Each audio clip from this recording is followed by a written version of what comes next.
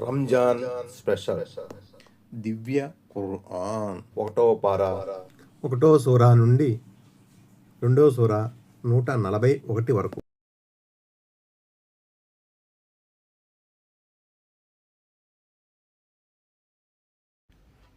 నా ఈ చిన్న ప్రయత్నంలో పొరపాట్లు జరిగితే అల్లాను క్షమించమని వేడుకుంటున్నాను. వాస్తవంగా ఈ ఖుర్ఆన్ మహోన్నతమైంది, సురక్షితమైన పలకంలో ఉంది. అల్ బురూజ్ 22వ ఆయత్. Meaning of the holy Quran. Telugu దివ్య ఖుర్ఆన్. అనువాదం సంక్షిప్త వ్యాఖ్యానం. మూలానువాదం మౌలానా సయ్యద్ అబుల్ ఆలా మౌదూది రహమతుల్లాహి. ఆంధ్రానువాదం షేక్ హమీదుల్లా షరీఫ్. أعوذ بالله من الشيطان الرجيم بسم الله الرحمن الرحيم అనంత కరుణామయుడు అపార కృపాశీలుడు అయిన అల్లాహ్ పేరుతో. 1 అల్ ఫాతిహా. ఆయతులు 7. అవతరణ మక్కాలో. అనంత కరుణామయుడు అపార కృపాశీలుడు అయిన అల్లాహ్ పేరుతో ప్రారంభిస్తున్నాను. ఆయత నంబర్ 1 నుంచి 3. అల్లాహ్ మాత్రమే స్తుతింపదగినవాడు. ఆయన సకల లోకాలకు ప్రభు. అనంత కరుణామయుడు అపార కృపాశీలుడు, ప్రతిఫల దినానికి స్వామి. ఆయత నంబర్ 4 నుంచి 7. మేము నిన్నే ఆరాధిస్తాము, సహాయము కొరకు నిన్నే అర్థిస్తాము. మాకు రుజుమార్గం చూపించు. నీవు అనుగ్రహించిన వారు, నీ ఆగ్రహానికి గురి కానివారు, మార్గభ్రష్టులు కానివారు అనుసరించిన మార్గం. 2 అల్ బక్రా. ఆయతులు 286. అవతరణ మదీనాలో. అనంత కరుణామయుడు అపార కృపాశీలుడు అయిన అల్లాహ్ పేరుతో ప్రారంభిస్తున్నాను. ఆయత నంబర్ 1 నుంచి 5. అలిఫ్ లామ్ మీమ్. ఇది అల్లాహ్ గ్రంథం, ఇందులో ఏమాత్రం సందేహం లేదు. అల్లాహ్ భీతి గలవారికి ఈ గ్రంథం మార్గదర్శకం. వారు అగోచర విషయాలను విశ్వసిస్తారు, నమాజును స్థాపిస్తారు. మేము ప్రసాదించిన దాని నుండి మా మార్గంలో ఖర్చు చేస్తారు. మేము నీపై అవతరింపజేసిన గ్రంథాన్ని ఖుర్ఆన్, నీకు పూర్వం అవతరింపజేసిన గ్రంథాలను విశ్వసిస్తారు. పరలోకాన్ని దృఢంగా నమ్ముతారు. ఇలాంటి వారు తమ ప్రభువు తరపు నుండి రుజుమార్గంలో ఉన్నారు. సాఫల్యం పొందేవారు వారే. ఆయత నంబర్ 6, 7. ఈ విషయాలను తిరస్కరించిన వారిని నీవు హెచ్చరించినా హెచ్చరించకపోయినా ఒకటే, వారు విశ్వసించేవారు కారు. అల్లాహ్ వారి హృదయాలకు, వారి చెవులకు ముద్ర వేశాడు. వారి కన్నులపై తెరపడింది. వారు కఠిన శిక్షకు అర్హులు. ఆయత నంబర్ 8 నుంచి 20. అల్లాహను, అంతిమ దినాన్ని మేము విశ్వసించాము అని అనేవారు కూడా కొందరున్నారు, కానీ వాస్తవంగా వారు విశ్వాసులు కారు. అల్లాహను, విశ్వాసులను వారు మోసం చేస్తున్నారు, కానీ యథార్థంగా వారు తమను తాము తప్ప మరెవరినీ మోసం చేయడం లేదు. అయితే ఈ విషయాన్ని వారు గ్రహించడం లేదు. వారి హృదయాలకు ఒక రోగం పట్టుకుంది. అల్లాహ్ ఆ రోగాన్ని మరింత అధికం చేశాడు. వారు చెప్పే ఈ అబద్ధానికి గాను వారికి వ్యధాభరితమైన శిక్ష పడుతుంది. అవనిలో కల్లోలాన్ని రేకెత్తించకండి అని వారితో అన్నప్పుడల్లా వారు మేము సంస్కర్తలము మాత్రమే అని అంటారు. జాగ్రత్త, వాస్తవంగా వారే అసలు కల్లోలాన్ని సృష్టించేవారు, కానీ వారు గ్రహించడం లేదు. ఇతరులు విశ్వసించిన విధంగానే మీరు విశ్వసించండి అని వారితో అన్నప్పుడు వారు మూర్ఖులు విశ్వసించిన విధంగా మేము విశ్వసించాలా అని జవాబిస్తారు. జాగ్రత్త, వాస్తవంగా వారే మూర్ఖులు, కానీ అది వారికి తెలియదు. విశ్వాసులను కలిసినప్పుడు వారు మేము విశ్వసించాము అని అంటారు, కానీ తమ శైతాన్లను ఏకాంతంగా కలిసినప్పుడు వారు అసలు మేము మీతోనే ఉన్నాము, వారిని కేవలం ఎగతాళి చేస్తున్నాము అని అంటారు. అల్లాహ్ వారిని ఎగతాళి చేస్తున్నాడు. ఆయన వారికి వ్యవధినిస్తూ పోతున్నాడు. వారు తలబిరుసుతనం వల్ల అంధులై గమ్యరహితంగా తిరుగుతూ పోతున్నారు. సన్మార్గానికి బదులుగా అపమార్గాన్ని కొనుక్కున్న ప్రజలు వారే, కానీ వారి ఈ బేరం వారికి లాభదాయకమైంది కాదు. వారు ఏమాత్రం సత్య మార్గంలో లేరు. వారి ఉపమానం ఇలా ఉంది. ఒక వ్యక్తి నిప్పు రాజేసినంతనే పరిసరాలన్నీ ప్రకాశించాయి. అప్పుడు అల్లాహ్ వారి కంటి వెలుగును హరింపజేసి అంధకారంలో ఏమీ కానరాని స్థితిలో వారిని వదిలాడు. వారు చెవిటివారు, మూగవారు, గుడ్డివారు. ఇక వారు రుజుమార్గానికి మరలిరారు. లేదా మరో ఉపమానం, ఆకాశం నుండి భారీగా వర్షం కురుస్తుంది. దానికి తోడు చిమ్మ చీకట్లు, ఉరుములు, మెరుపులు. ఉరుముల భీకరధ్వని విని మృత్యుభయం చేత వారు తమ వ్రేళ్లను చెవులలో దూర్చుకుంటారు. అల్లా ఈ సత్య తిరస్కారులను అన్ని వైపుల నుండి పర్యవేష్టించి ఉన్నాడు. వారి పరిస్థితి, మెరుపులు వారి దృష్టిని ఎగరేసుకుపోతాయా అనే విధంగా ఉంది. వెలుగును చూసినప్పుడల్లా వారు కొంత దూరం నడుస్తారు. చీకటి క్రమ్ముకోగానే ఆగిపోతారు. అల్లాహ్ కోరితే వారి వినికిడిని, వారి చూపును సంపూర్ణంగా నశింపజేసేవాడే. నిశ్చయముగా ఆయన ప్రతీదీ చేయగల సమర్థుడు. ఆయత నంబర్ 21, 22. మానవులారా, మిమ్మల్ని మీకు పూర్వం వారిని సృష్టించిన మీ ప్రభువును ఆరాధించండి. దీని ద్వారానే మిమ్మల్ని మీరు రక్షించుకునే అవకాశం ఉంది. మీ కొరకు భూమిని పాన్పుగాను ఆకాశాన్ని కప్పుగాను సృష్టించినవాడు, పైనుండి వర్షాన్ని కురిపించి తద్వారా అన్ని రకాల పంటలు పండే ఏర్పాటు చేసి మీకు ఉపాధి కల్పించినవాడు ఆయనే. ఇది మీకు తెలిసినప్పుడు ఇతరులను అల్లాహకు సమానులుగా నిలబెట్టకండి. ఆయత నంబర్ 23, 24. మేము మా దాసునిపై అవతరింపజేసిన గ్రంథం గురించి అది మా గ్రంథం అవునో కాదో అని మీకు సందేహం ఉన్నట్లయితే దాని వంటి ఒక్క సూరానైనా మీరు రచించి తీసుకురండి. మీ సహచరులందరినీ పిలుచుకోండి. ఒక్క అల్లాహ్ తప్ప మరెవరి సహాయాన్నైనా పొందండి. మీరు సత్యవంతులే అయితే ఈ పని చేసి చూపించండి. కానీ మీరు అలా చేయకపోతే నిశ్చయముగా ఎన్నటికీ చేయలేరు. భయపడండి. మానవులు, రాళ్ళు ఇంధనం కాగల ఆ అగ్నికి అది సత్య తిరస్కారుల కొరకు తయారు చేయబడింది. ఆయత నంబర్ 25. ప్రవక్త, ఈ గ్రంథాన్ని విశ్వసించి దాని బోధనలకు అనుగుణంగా తమ నడవడికను తీర్చిదిద్దుకునే వారికి శుభవార్త వినిపించు. కాలువలు ప్రవహించే ఉద్యానవనాలు వారి కొరకు సిద్ధంగా ఉన్నాయి అని. ఆ వనాలలోని పండ్లు ఆకారంలో భూలోకములోని పండ్లను పోలి ఉంటాయి. తినటానికి ఏమైనా పండ్లు ఇవ్వబడినప్పుడల్లా వారు ఇలాంటి పండ్లే పూర్వం భూలోకంలో మాకు ఇవ్వబడేవి అని అంటారు. అక్కడ వారి కొరకు పవిత్రులైన భార్యలు ఉంటారు. వారు అక్కడే శాశ్వతంగా ఉంటారు. ఆయత నంబర్ 26, 27. అవును, దోమ లేక దానికంటే మరీ అల్పమైన వస్తువును దృష్టాంతంగా చెప్పటానికి అల్లాహ్ ఎంత మాత్రము సిగ్గుపడడు. ఈ దృష్టాంతాన్నే సత్య స్వీకారులు చూసి ఇది తమ ప్రభువు తరపు నుండి వచ్చిన సత్యమే అని గ్రహిస్తారు. కానీ సత్య తిరస్కారులు వాటిని విని ఈ ఉపమానాల ద్వారా అల్లాహ్ చెప్పదలుచుకున్నది ఏమిటి అని ప్రశ్నిస్తారు. ఈ విధంగా అల్లాహ్ ఒకే విషయంతో ఎంతో మందిని అపమార్గం వైపునకు తీసుకుపోతాడు, ఎంతో మందికి రుజుమార్గము చూపుతాడు. అల్లాహ్ దీని ద్వారా అపమార్గం పట్టించేది వీరినే. అల్లాహ్ ఆజ్ఞలను ఉల్లంఘించేవారు, అల్లాహ్ తీసుకున్న ప్రమాణాన్ని దృఢపరిచిన తరువాత భంగపరిచేవారు, కలిపి ఉంచండి అని అల్లాహ్ ఆదేశించిన దాన్ని త్రెంచేవారు, ఇంకా భూమిలో కల్లోలాన్ని రేకెత్తించేవారు వాస్తవంగా నష్టపడేవారు వీరే. ఆయత నంబర్ 28, 29. మీరు అల్లాహ్ పట్ల తిరస్కార వైఖరిని ఎలా అవలంబించగలుగుతారు? వాస్తవానికి ప్రాణము లేని మీకు ఆయన ప్రాణం పోశాడు.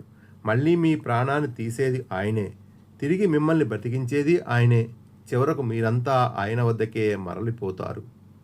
ఇంకా ఆయనే ధరణిలో ఉన్న సమస్తాన్ని మీ కొరకు సృష్టించినవాడు. తరువాత తన ధ్యానాన్ని పైకి మరల్చి సప్తాకాశాలను సృజించినవాడు ఆయనే.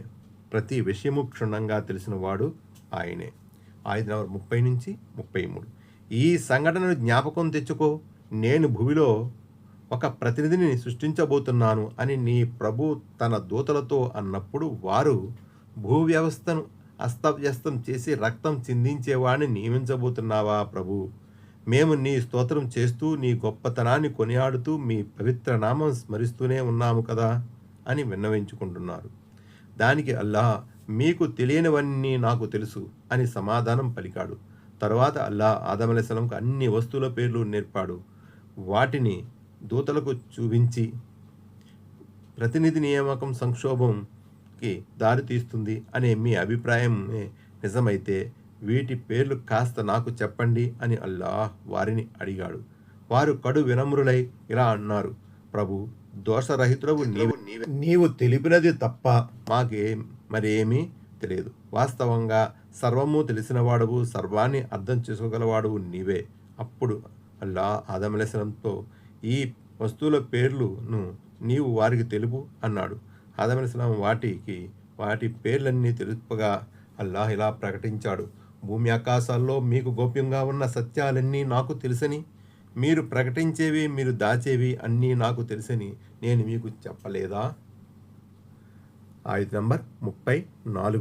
మేము దూతలకు మీరు అందరూ ఆదం అలైహిస్సలాంకు తల వంచండి అని ఆదేశించినప్పుడు వారందరూ తల వంచారు. కానీ ఇబ్లీస్ ధిక్కరించాడు, దురహంకారానికి గురయ్యాడు, అవిధేయులలో కలిసిపోయాడు. ఆయత్ నంబర్ 35 నుండి 37. మళ్ళీ మేము ఆదం అలైహిస్సలాంతో ఇలా అన్నాము, నీవు నీ భార్య ఇద్దరూ కలిసి స్వర్గంలో నివసించండి. ఇక్కడ మీరు మీకు ఇష్టమైన దానిని యథేచ్ఛగా తినండి, కానీ ఈ చెట్టు దరిదాపులకు పోవద్దు. ఒకవేళ పోతే మీరు అతిక్రమణదారులలో కలిసిపోతారు. చివరకు శైతాను వారిద్దరినీ ఆ చెట్టు వైపునకు ఆకర్షించి మా ఆజ్ఞాపాలనం నుండి దూరం చేశాడు. వారిని తమ పూర్వస్థితి నుండి తొలగించి వదిలివేశాడు. అప్పుడు మేము ఇలా ఆజ్ఞాపించాం, ఇక మీరంతా ఇక్కడి నుండి దిగిపోండి. మీరు ఒకరికొకరు శత్రువులు. ఒక పరిమిత కాలం వరకు మీరు భూలోకంలో ఉండి అక్కడే జీవితం గడపవలసి ఉంది. అప్పుడు ఆదం అలైహిస్సలాం తన ప్రభువు నుండి కొన్ని మాటలు నేర్చుకుని పశ్చాత్తాపపడుతూ క్షమాభిక్ష అర్థించాడు.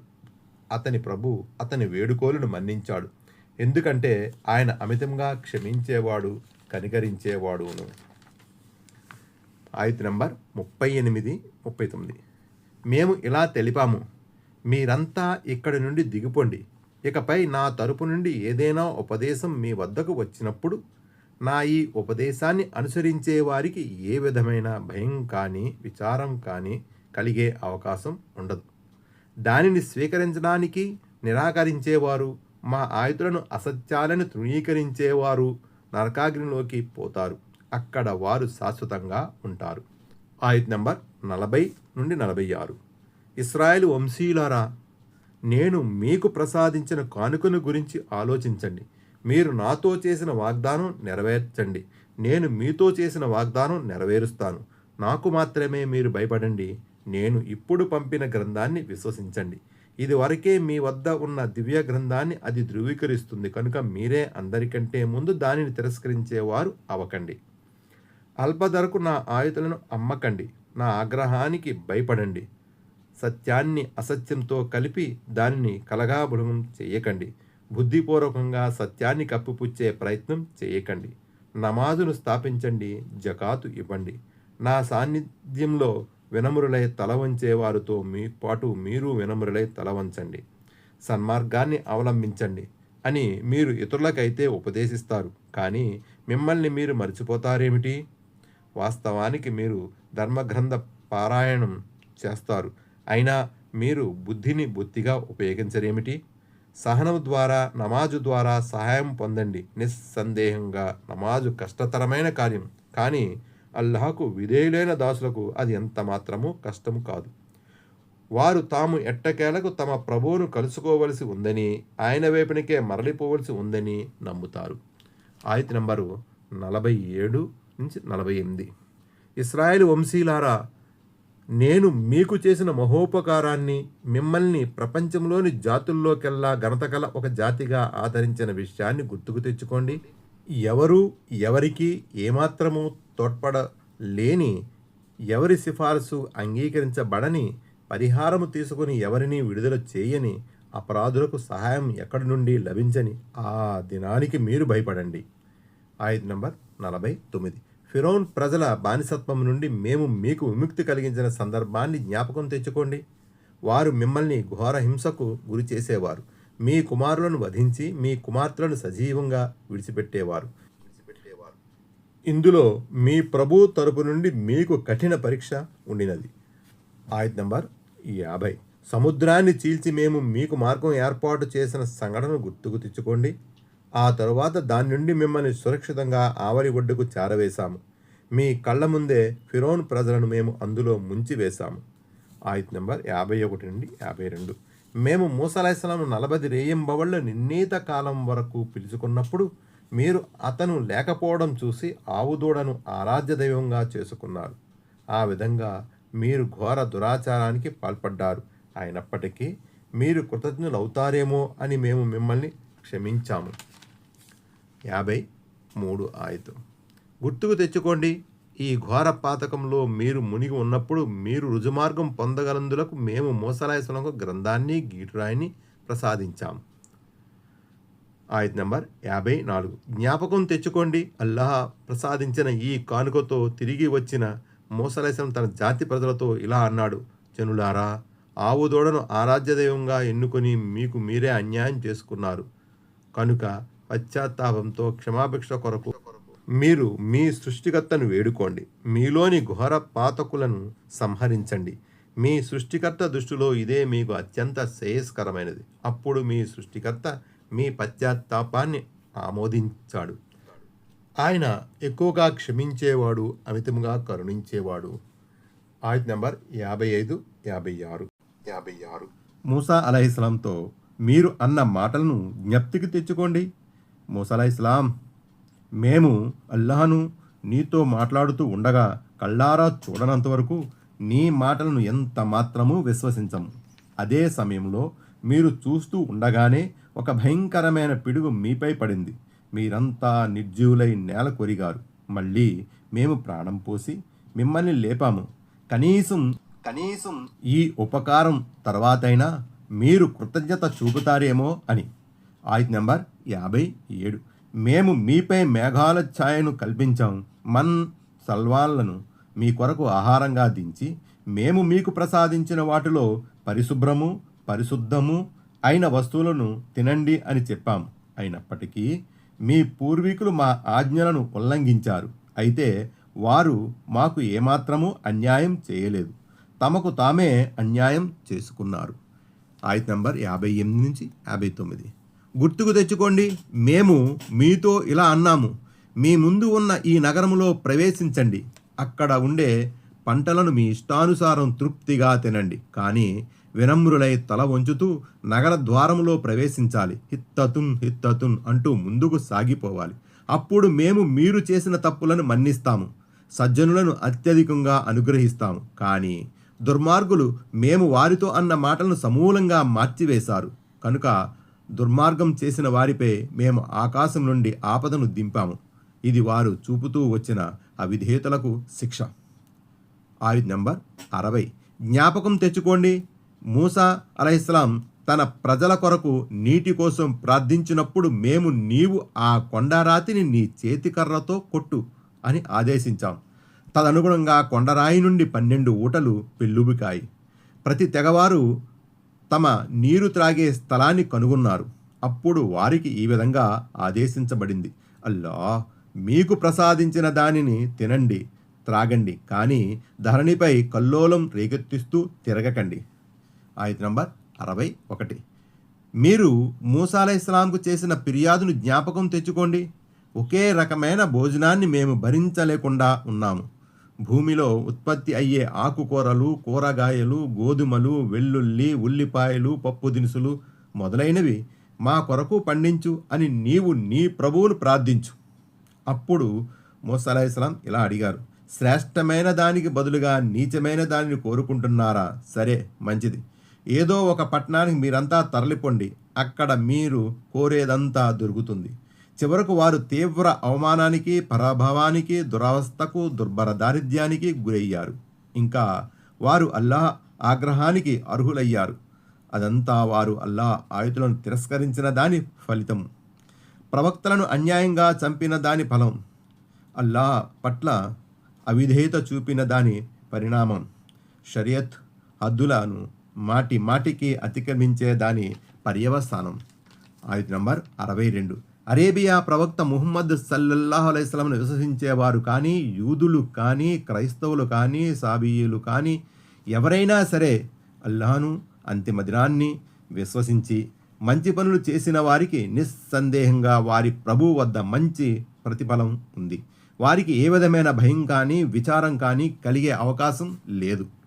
ఆయత్ నంబర్ 63 నుండి 64. మేము తూరు పర్వతాన్ని ఎత్తి మీపై నిలిపి మీ చేత చేయించిన ప్రమాణాన్ని గుర్తుకు తెచ్చుకోండి. అప్పుడు మేము మీకు ప్రసాదిస్తున్న గ్రంథాన్ని దృఢంగా పట్టుకోండి. అందులో ఉన్న ఆజ్ఞలను ఉపదేశాలను జ్ఞాపకం ఉంచుకోండి. దీని ద్వారానే మీరు భయభక్తుల బాటలో నడవగలరు అని బోధించాం. కానీ తరువాత మీరు ఆ ఒడంబడికను త్రోసిరాజన్నారు. అయినప్పటికీ అల్లాహ్ మిమ్మల్ని తన అనుగ్రహానికి కారుణ్యానికి దూరం చేయలేదు. లేకపోతే మీరు ఎప్పుడో వినాశానికి గురై ఉండేవారు. ఆయత్ నంబర్ 65 నుండి 66. సబ్బత్ శాసనం ఉల్లంఘించిన మీ వారి గాథ మీకు బాగా తెలుసు. మేము వారిని అందరూ అసహ్యంగా నీచంగా చూసే కోతులుగా మారిపోండి అని శపించాం. ఈ విధంగా మేము వారి ముగింపును ఆ కాలం వారికి భావి తరాల వారికి ఒక గుణపాఠంగాను భయభక్తులు కలవారికి ఒక హితోపదేశంగాను చేశాం. ఆయత్ నంబర్ 67 నుంచి 71. ఈ సంఘటనను కూడా గుర్తుకు తెచ్చుకోండి.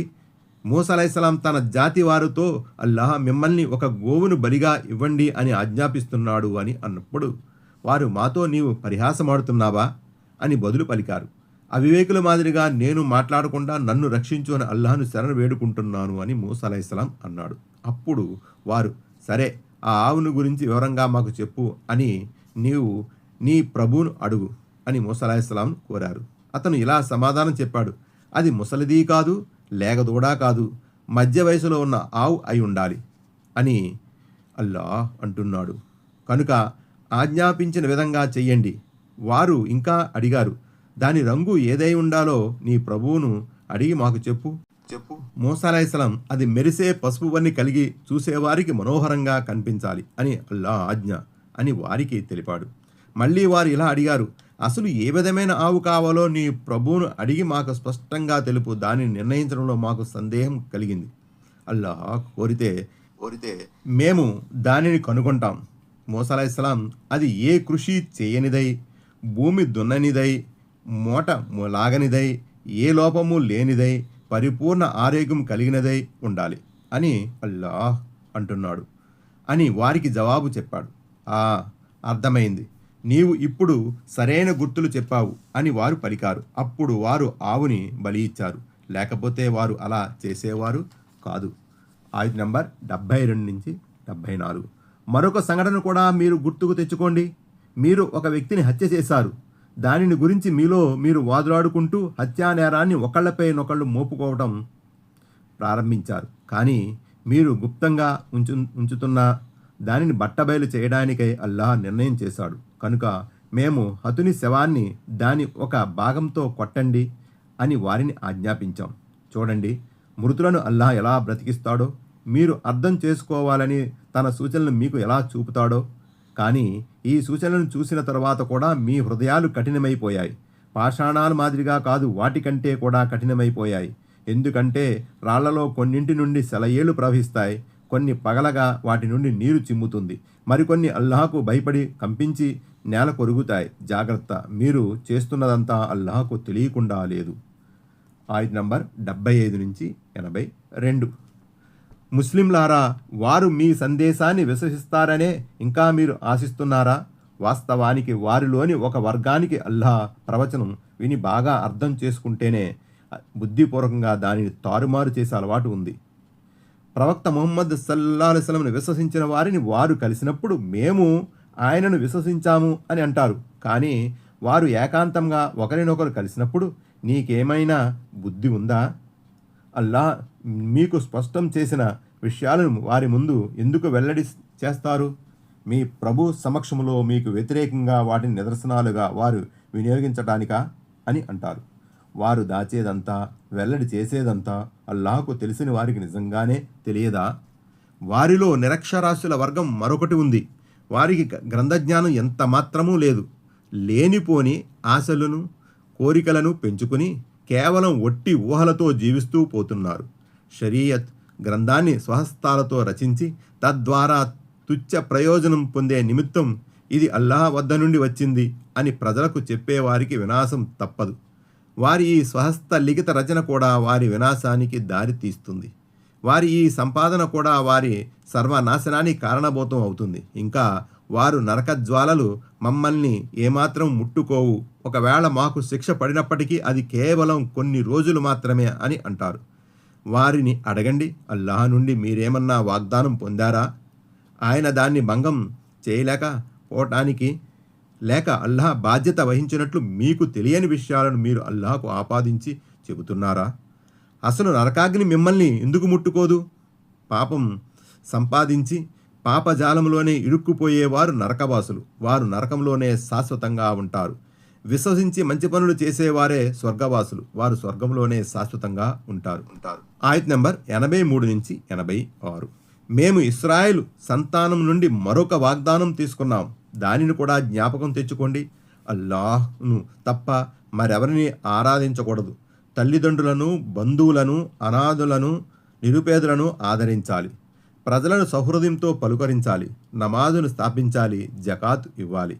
కానీ కొందరు తప్ప మీరంతా వాగ్దాన భంగం చేశారు. ఇప్పటికీ మీరు దాన్ని లక్ష్య పెట్టలేదు. మేము మీ నుండి తీసుకున్న మరొక వాగ్దానాన్ని గుర్తుకు తెచ్చుకోండి. మీరు ఒకరినొకరు చంపుకోరాదు, గృహాల నుండి బహిష్కరించుకోరాదు. దానిని మీరు అంగీకరించారు. దానికి మీరే స్వయంగా సాక్షులు. కానీ మీరే నేడు మీ సోదరులను సంహరిస్తున్నారు.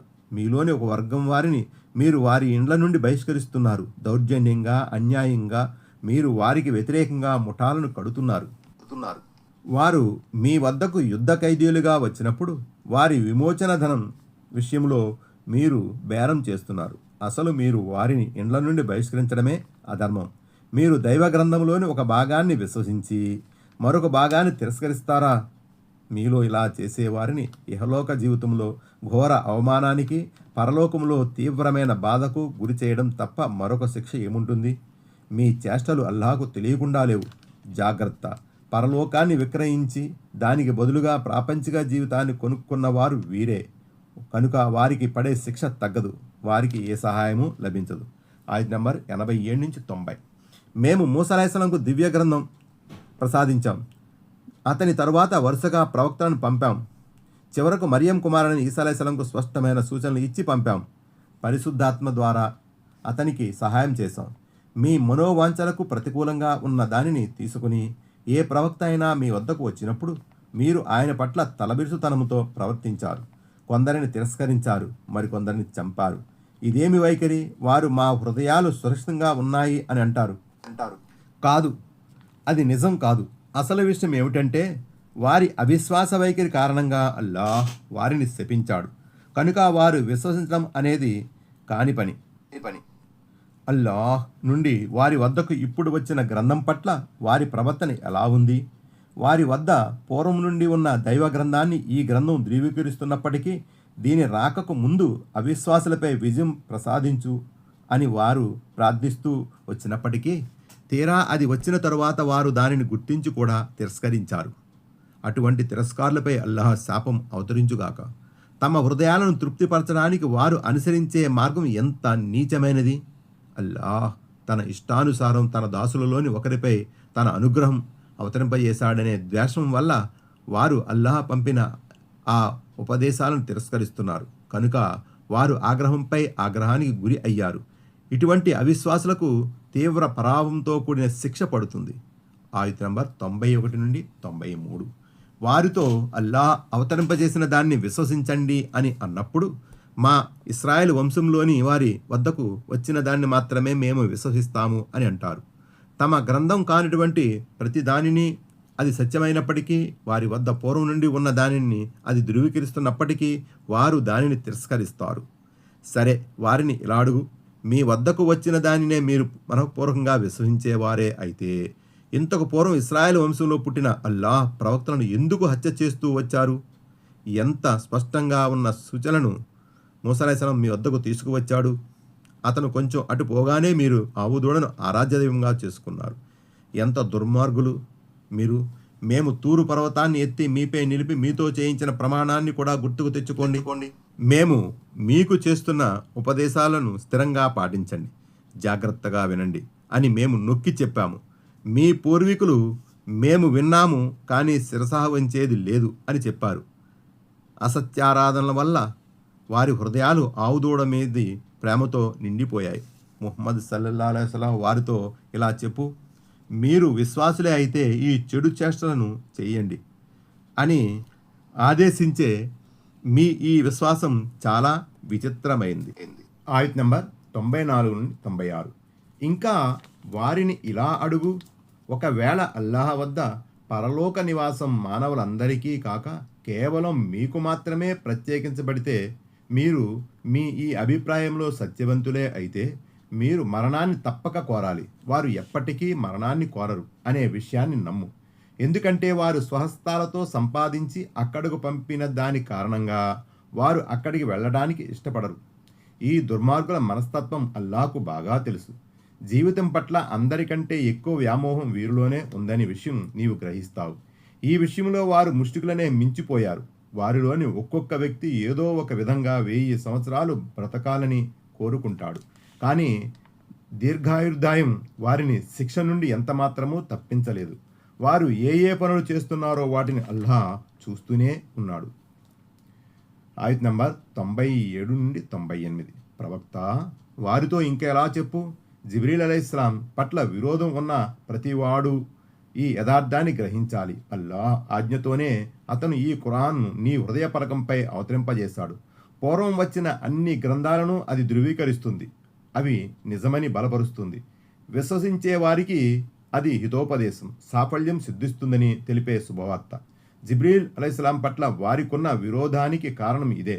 అయితే వారికి ఎలా తెలుపు, అల్లాహకు, ఆయన దూతలకు, ఆయన ప్రవక్తలకు, జిబ్రీల్ అలైహిస్సలాంకు, మిఖాయిల్ అలైహిస్సలాంకు ఎవరు శత్రువులో అటువంటి అవిశ్వాసులకు అల్లాహ్ శత్రువు. ఆయత్ నంబరు 99 నుండి 103. సత్యాన్ని స్పష్టంగా ప్రకటించే వాక్యాలను మేము నీపై అవతరింపజేశాము. అవిధేయులు తప్ప మరెవ్వరూ వాటిని తిరస్కరించరు. వారు ఏదైనా వాగ్దానం చేసినప్పుడల్లా వారిలోని ఏదో ఒక వర్గం దానిని త్రోసిపుచ్చటం ఎల్లప్పుడూ జరుగుతూ రాలేదా? అంతేకాదు, మనఃపూర్వకంగా విశ్వసించని వారు చాలామంది వారిలో ఉన్నారు. వారి వద్ద పూర్వం నుంచి ఉన్న దైవ గ్రంథాన్ని ద్రోపరుస్తూ ఏ ప్రవక్త అయినా అల్లాహ్ తరపు నుండి వచ్చినప్పుడు గ్రంథ ప్రజలలోని ఒక వర్గం వారు అల్లాహ్ గ్రంథాన్ని దానిని గురించి ఏమీ తెలియని వారుగా త్రోసిపుచ్చారు. సులైమాన్ అలైహిస్సలాం రాజ్యం పేరు చెప్పి శైతానులు ప్రచారం చేసే విషయాలను వారు అనుసరించసాగారు. కానీ వాస్తవంగా సులైమాన్ అలైహిస్సలాం ఎన్నడూ అవిశ్వాసానికి ఒడిగట్టలేదు. అసలు అవిశ్వాసానికి పాల్పడింది ప్రజలకు చేతబడిని బోధించే శైతానులే. వారు హారూత్ మారూత్ అనే 2 దైవదూతలపై బాబిలోనియాలో అవతరింపజేసిన దాని వెంటబడ్డారు. ఎవరికైనా ఆ విద్యను నేర్పినప్పుడు ఆ దైవదూతలు స్పష్టంగా ఇలా హెచ్చరిక చేసేవారు, జాగ్రత్త, మేము కేవలం ఒక పరీక్ష మాత్రమే, అవిశ్వాసానికి గురికాకు. అయినప్పటికీ వారు భార్యాభర్తలను వేరు చేసే విద్యను ఆ దూతల వద్ద నేర్చుకునేవారు. అల్లాహ్ అనుమతి లేకుండా వారు ఈ విద్య ద్వారా ఎవరికీ ఏమాత్రమూ హాని కలిగించలేరనే విషయం సుస్పష్టం. కానీ వారు నేర్చుకున్నది వారికి నష్టం కలిగించేదే కానీ లాభం కలిగించేది ఎంత మాత్రమూ కాదు. ఈ విద్యను కొనేవారికి పరలోక సౌఖ్యాలలో ఏమాత్రమూ భాగం లేదనే విషయం వారికి బాగా తెలుసు. ఎంత తుచ్చమైన సొమ్ముకు బదులుగా వారు తమ ఆత్మను అమ్ముకున్నారో వారికి తెలిస్తే ఎంత బాగుండేది. వారు విశ్వసించి భయభక్తుల మార్గం అవలంబించి ఉన్నట్లయితే దానికి అల్లాహ్ వద్ద వారికి లభించే ఉండే ప్రతిఫలం ఎంతో శ్రేష్టమైనది. దీనిని వారు గ్రహిస్తే ఎంత బాగుండేది. ఆయత్ నంబర్ 104, 105. విశ్వసించిన ప్రజలారా, రాయినా అనకూడదు, ఉన్జుర్నా అనండి. ప్రతి మాటను శ్రద్ధతో వినండి. ఈ అవిశ్వాసులు అత్యంత ఘోరమైన శిక్షకు అర్హులు. సత్య సందేశాన్ని తిరస్కరించిన వారు గ్రంథ ప్రజలైనా లేక ముష్రికులైనా వారికి మీపై మీ ప్రభువు తరపు నుండి ఏ మేలు అవతరించడం సుతారాము ఇష్టం లేదు. కానీ అల్లాహ్ తాను కోరిన వారిని తన కరుణ కొరకు ఎన్నుకుంటాడు. అల్లాహ్ అమితంగా అనుగ్రహించేవాడు. ఆయత్ నంబర్ 106, 107. మేము మా ప్రవచనం ఒక దానిని రద్దు చేసిన లేక మరపింపజేసిన దాని స్థానంలో దానికంటే శ్రేష్టమైన దానిని లేక కనీసం దానికి సమానమైన దానిని తీసుకువస్తాం. అన్నింటి మీద అల్లాహకు సర్వాధికారాలున్న విషయం మీకు తెలియదా? భూమి ఆకాశాల సామ్రాధిపత్యం కేవలం అల్లాహకే చెందుతుందని, ఆయన తప్ప మిమ్మల్ని సంరక్షించేవారు, మీకు సహాయం చేసేవారు మరెవ్వరూ లేరనే సంగతి మీకు తెలియదా? ఆయత నంబర్ 108, 110. పూర్వం మూసా అలైహిస్సలాం అడిగిన ప్రశ్నల వంటి వాటినే మీరు మీ ప్రవక్తను అడుగుదామనుకుంటున్నారా? వాస్తవానికి విశ్వాస వైఖరిని అవిశ్వాస వైఖరిగా మార్చుకున్నవాడు సన్మార్గం తప్పుతాడు.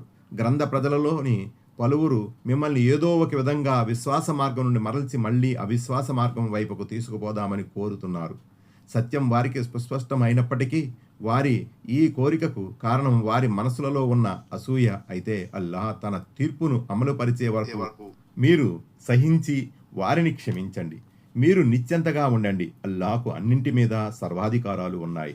నమాజును స్థాపించండి, జకాతు ఇవ్వండి.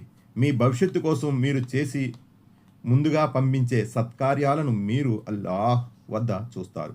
మీరు చేసేదంతా అల్లాహ్ దృష్టిలో ఉంది. ఆయత నంబరు 111, 112. యూదులు కాని వారెవ్వరూ లేక క్రైస్తవుల ప్రకారం క్రైస్తవులు కాని వారెవ్వరూ స్వర్గంలో ప్రవేశించలేరు అని వారు ప్రకటిస్తారు. ఇవి వారి కాంక్షలు మాత్రమే. వారిని ఇలా అడుగు, మీరు అనేది సత్యమే అయితే దానికి నిరసనాలేమిటో చూపండి. అసలు మీలో కానీ మరెవరిలో కానీ ఏ విధమైన ప్రత్యేకత లేదు. వాస్తవం ఏమిటంటే ఎవరు తమను తాము అల్లాహ్ పట్ల విధేయతకు అంకితం చేసుకుని ఆచరణలో సన్మార్గం అవలంబిస్తారో దానికి వారు తమ ప్రభువు వద్ద మంచి ప్రతిఫలం పొందుతారు. అటువంటి వారికి భయం కానీ దుఃఖం కానీ కలిగే అవకాశం ఎంత మాత్రమూ లేదు. ఆయత నంబర్ 113. క్రైస్తవుల వద్ద సత్యం అనేది ఏమీ లేదు అని యూదులు అంటారు.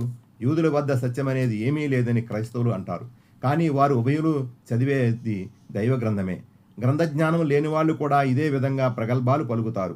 వీరందరిలో ఉన్న అభిప్రాయ భేదాలను గురించి నిశ్చయముగా అల్లాహ్ ప్రళయదనం నాడు తీర్పు చెబుతాడు. ఆయత నంబర్ 114. అల్లాహ్ ఆరాధనాలయాల్లో ఆయన నామస్మరణను నిషేధించి వాటి వినాశానికి ఒడిగట్టే వానికంటే పరమ దుర్మార్గుడెవడు? అటువంటి వారు ఆ ఆరాధనాలయాలలో అడుగు పెట్టడానికి అర్హులు కారు. ఒకవేళ వారు వాటిలో ప్రవేశించినా భయపడుతూ ప్రవేశించాలి. కానీ వారికి ప్రపంచంలో తీవ్ర పరాభవము, పరలోకంలో ఘోర శిక్ష తప్పవు. ఆయత నంబర్ 115. ఫ్రాక్ పశ్చిమాలన్నీ అల్లాహవే. మీరు మీ ముఖాన్ని ఏ దిక్కుకు తిప్పినా అక్కడ మీకు అల్లాహ్ సమ్ముఖం లభిస్తుంది. అల్లాహ్ అంతటా వ్యాపించి ఉన్నాడు. ఆయన అంతా తెలిసినవాడు. ఆయత నంబర్ 116, 117. అల్లాహ్ ఒకరిని తన కుమారుడుగా చేసుకున్నాడు అని వారు అంటారు. కానీ అల్లాహ్ ఆ విషయాలకు అతీతుడు. ఆయన అత్యంత పవిత్రుడు. అసలు యథార్థం ఏమిటంటే భూమి ఆకాశాలలో ఉన్నవన్నీ ఆయన సొంతమే. అవన్నీ ఆయన ఎడల విధేయతకు అంకితమైనవే. ఆయన ఆకాశాలకు భూమండలానికి సృష్టికర్త. తాను ఒక నిర్ణయం తీసుకున్నప్పుడు ఆయన దానిని కేవలం అయిపో అని ఆజ్ఞాపిస్తాడు. అది వెంటనే అయిపోతుంది. 118, 119 ఆయతులు. అల్లాహ్ స్వయంగా మాతో ఎందుకు మాట్లాడడు, లేక ఏదన్నా సూచన మా వద్దకు ఎందుకు రాదు అని అజ్ఞానులు అడుగుతారు. వారికి పూర్వం వారు కూడా ఇవే ప్రశ్నలను అడిగేవారు. సన్మార్గం తప్పిన వారందరి మనస్తత్వాలు ఒక్కటే. నమ్మే వారికి మేము మా సూచనలు స్పష్టం చేశాం. దీనికంటే స్పష్టమైన సూచన మరొకటి ఏముంటుంది? సత్యజ్ఞానం ప్రసాదించి నిన్ను మేము శుభవార్త తెలిపేవానిగా హెచ్చరిక చేసేవానిగా పంపాం. నరకవాసం ఎన్నుకున్న వారిని గురించి నీవు ఎంత మాత్రం బాధ్యుడవు, జవాబుదారుడవు కావు. ఆయత నంబర్ 120, 121. నీవు ముహమ్మద్ సల్లల్లాహు వారి వివాదాన్ని అవలంబించినంత వరకు యూదులు క్రైస్తవులు నీవంటే సంతోషం వ్యక్తం చెయ్యరు. అల్లాహ్ చూపిన మార్గమే సరైన మార్గం అని నీవు వారికి స్పష్టం చెయ్యి. దివ్య జ్ఞానం నీ వద్దకు వచ్చిన పిదప కూడా ఒకవేళ నీవు వారి కోరికలకు లొంగిపోతే నిన్ను అల్లాహ్ పట్టు నుండి రక్షించే మిత్రుడు, సహాయుడు ఎవడూ లేడు. మేము గ్రంథాన్ని ప్రసాదించిన వారు దానిని పఠించవలసిన విధంగా పఠిస్తారు. దానిని ఖుర్ఆన్ వారు హృదయపూర్వకంగా విశ్వసిస్తారు. దాని ఎడల తిరస్కార భావం చూపేవారే అసలు నష్టపడేవారు. ఆయత నంబర్ 122, 123.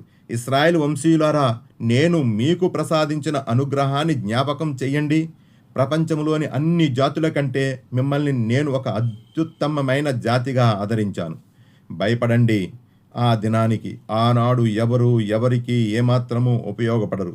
ఎవరి నుండి పరిహారం స్వీకరించబడదు. ఏ సిఫార్సును ఎవరికి లాభకరం కాదు. ఇంకా ఈ అపరాధులకు ఎక్కడి నుండి ఏ సహాయము లభించదు. ఆయత నంబర్ 124. మరొక సందర్భాన్ని కూడా గుర్తుకు తెచ్చుకోండి. ఇబ్రహీం అలైహిస్సలాంను అతని ప్రభువు కొన్ని విషయాలలో పరీక్షించాడు. వాటన్నిటిలో అతను పూర్తిగా నెగ్గాడు. అప్పుడు అతని ప్రభు ఇలా అన్నాడు, నేను నిన్ను మానవులందరికీ నాయకునిగా చేయబోతున్నాను. ఇబ్రహీం అలైహిస్సలాం తన ప్రభువును ఇలా అడిగాడు, ఈ నీ వాగ్దానం నా సంతానానికి కూడా వర్తిస్తుందా?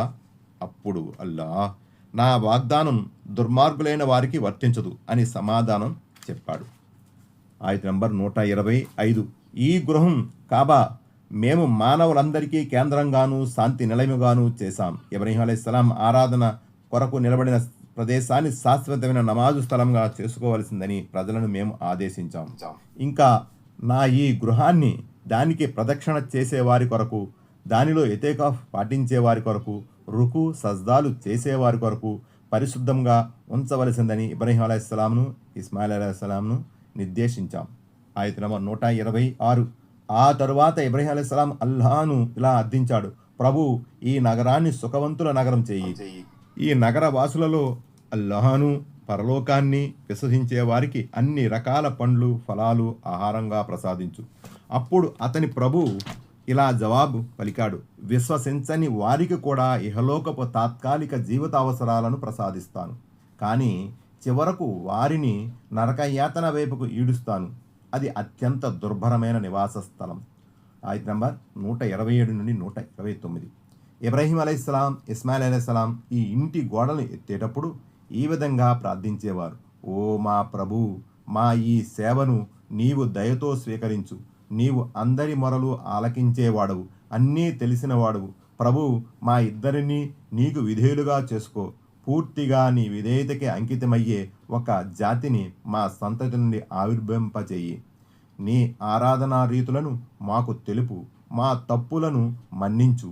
నీవు అమితంగా క్షమించేవాడవు మరియు అనంతంగా కరుణించేవాడు. ప్రభు, నీ వాక్యాలు వారికి వినిపించి, నీ గ్రంథాన్ని, దివ్య జ్ఞానాన్ని వారికి బోధించి, వారి జీవితాలను తీర్చిదిద్దే ఒక ప్రవక్తను స్వయంగా వారి జాతి నుండే వారిలో పుట్టించు. నీవు సాటిలేని సర్వాధికారివి, అనుపమ ప్రజ్ఞాశాలివి. 130 నుండి 133 ఆయతులు. ఇబ్రహీం అలైహిస్సలాం విధానాన్ని ఒక ద్వేషించేవాడెవడు తనను తాను అజ్ఞానానికి, అహంభావానికి గురి చేసుకునేవాడు తప్ప ప్రపంచంలో మా సేవ కొరకు మేము ఎన్నుకున్న వ్యక్తి ఇబ్రహీం అలైహిస్సలాం. పరలోకములో అతను సజ్జనులతో పాటు ఉంటాడు. అతను ఎలాంటి వాడంటే ముస్లిము అయిపో అని అతని ప్రభు అతనితో అన్నప్పుడు అతను వెంటనే నేను విశ్వ ప్రభు యొక్క ముస్లింను అయిపోయాను అని జవాబు పలికాడు. ఇదే మార్గంలో నడవండి అని ఇబ్రహీం అలైహిస్సలాం తన సంతానానికి హితోపదేశం చేశాడు. ఈ ఉపదేశాన్నే యాకూబ్ అలైహిస్సలాం కూడా తన సంతానానికి చేశాడు. నా బిడ్డలారా, ఈ ధర్మాన్నే అల్లాహ్ మీ కొరకు ఎన్నిక చేశాడు, కనుక మీరు మరణించే వరకు ముస్లింలుగానే ఉండండి. యాకూబ్ అలైహిస్సలాం మృత్యు దశలో ఉన్నప్పుడు మీరు అక్కడ ఉన్నారా? మరణించే ముందు అతను తన కుమారులను ఇలా అడిగాడు, బిడ్డలారా, నా తరువాత మీరు ఎవరిని ఆరాధిస్తారు? వారంతా ఇలా సమాధానం చెప్పారు, మీరు మీ పెద్దలైన ఇబ్రహీం అలైహిస్సలాం, ఇస్మాయిల్ అలైహిస్సలాం, ఇషాక్ అలైహిస్సలాం దేవుడుగా భావించిన ఆ ఏకైక దేవుణ్ణే మేము ఆరాధిస్తాము. మేము ఆయనకే ముస్లింలమై ఉంటాము. ఆయత నంబర్ 134.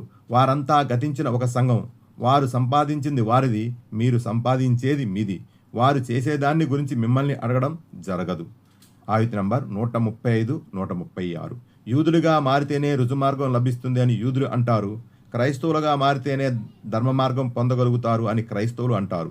మీరు వారితో ఇలానండి, కాదు, మేము అన్ని మార్గాలను విసర్జించి ఒక్క ఇబ్రహీం అలైహిస్సలాం మార్గాన్నే అనుసరిస్తాము. ఇబ్రహీం అలైహిస్సలాం ముష్రికులలోని వాడు కాదు. ముస్లింలారా, ఇలా ప్రకటించండి, మేమంతా అల్లాహ్ను, ఆయన మా వైపునకు పంపిన హితోపదేశాన్ని విశ్వసించాం. ఇంకా ఇబ్రహీం అలైహిస్సలాం, ఇస్మాయిల్ అలైహిస్సలాం, ఇషాక్ అలైహిస్సలాం, యాకూబ్ అలైహిస్సలాం సంతానంపై అవతరించిన దానిని మూసా అలైహిస్సలాంకు, ఈసా అలైహిస్సలాంకు, ఇతర ప్రవక్తలందరికీ వారి ప్రభువు ప్రసాదించిన దానిని మేము విశ్వసించాము. వారిలో ఏ ఒక్కరి పట్ల మేము భేదభావం చూపము. మమ్మల్ని మేము ముస్లింలుగా అల్లాహ్కు సమర్పించుకున్నాము. ఆయత నంబర్ 137. మీరు విశ్వసించినట్లే వారు విశ్వసిస్తే అప్పుడు వారు ధర్మ మార్గంలో ఉన్నట్లు. కానీ వారు ఒకవేళ దీనికి వైముఖ్యం చూపితే కేవలం వైషమ్యంతో మంకుపట్టు పడుతున్నారన్నది విషదం. కనుక వారి బారి నుండి మిమ్మల్ని ఆదుకునేందుకు అల్లాహ్ చాలు. మీరు నిశ్చింతగా ఉండండి, ఆయన అన్నీ వింటాడు, ఆయనకు అన్నీ తెలుసు. ఆయత నంబర్ 138. వారితో ఇలా చెప్పండి, అల్లాహ్ రంగును స్వీకరించండి. అల్లాహ్ రంగు కంటే మరెవరి రంగు శ్రేష్టతరమైనది? మేము కేవలం ఆయననే ఆరాధిస్తాము. ఆయత నంబర్ 139 నుండి 141.